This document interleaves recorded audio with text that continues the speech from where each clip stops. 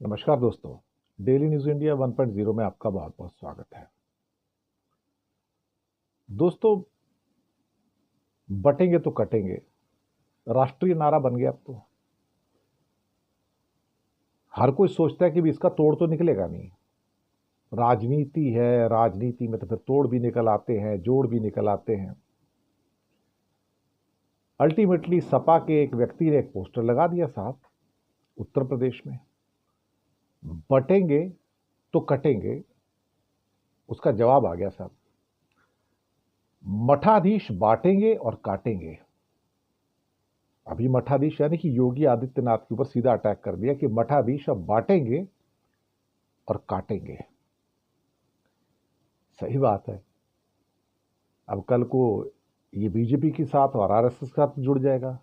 BJP बांटेंगे और काटेंगे, आरएसएस बांटेगी और काटेगी, यही होगा। वीएचपी बांटेगी और काटेगी, बजरंग दल बांटेंगे और काटेंगे। हर नारे में से एक नारा निकल आता है। जब कोई नया नारा निकलता है तो फिर परेशानी होती है। भारतीय जनता पार्टी को लगा कि बटेंगे तो कटेंगे, तो फिर जय हिंद का नारा बन गया। इससे बढ़िया कोई नारा था ही नहीं। और इतनी विभत्स सोच तो वही रख सकते हैं, और कौन रखेगा? बीजेपी आरएसएस वाले और कौन करेंगे? लेकिन फिर उसका इनोवेशन भी तो कुछ हो सकता है, उसमें से कुछ नया अर्थ भी निकाला जा सकता है। बटेंगे कटेंगे तो बांटेंगे और काटेंगे, वो भी तो आ गया ना। और मठाधीश तो भाई सीधा अटैक होता है। भाई मठाधीश कौन है? योगी आदित्यनाथ। सीधा इशारा उसी की ओर से है।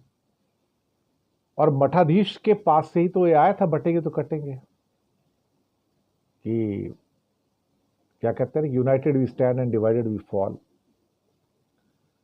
लेकिन इस ढंग से हिंदुस्तान कब तक चल पाएगा, ये भी एक शक है थोड़ा सा। ये दिक्कत है, क्योंकि ये तो हिंदुस्तान को तोड़ने में लगे आज की डेट में। इनको लगता है कि इंडिया को डिवाइड करके, हिंदू मुस्लिम के दंगे करवा के, भारत में गृह युद्ध करवा के वो अपनी क्या कहते हैं कि सत्ता को कायम रख पाएंगे। लेकिन हमने इतिहास में देखा, जिसने भी आतंकवाद का सहारा लिया, उग्रवाद का सहारा लिया, इस ढंग के विभत्स चीजों का सहारा लिया, अल्टीमेटली वही उसके अंदर आके गिरा।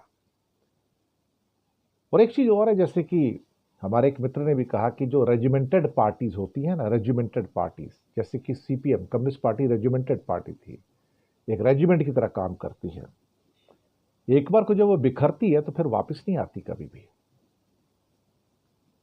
वही आरएसएस और बीजेपी भी वही है, रेजिमेंटेड पार्टी है। जिस दिन बिखरी, पब्लिक की नजर में उतरी, उस दिन वापस नहीं आती।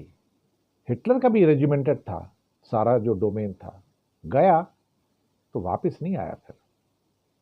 ये भी सच है, कड़वा सच है। शुक्रिया।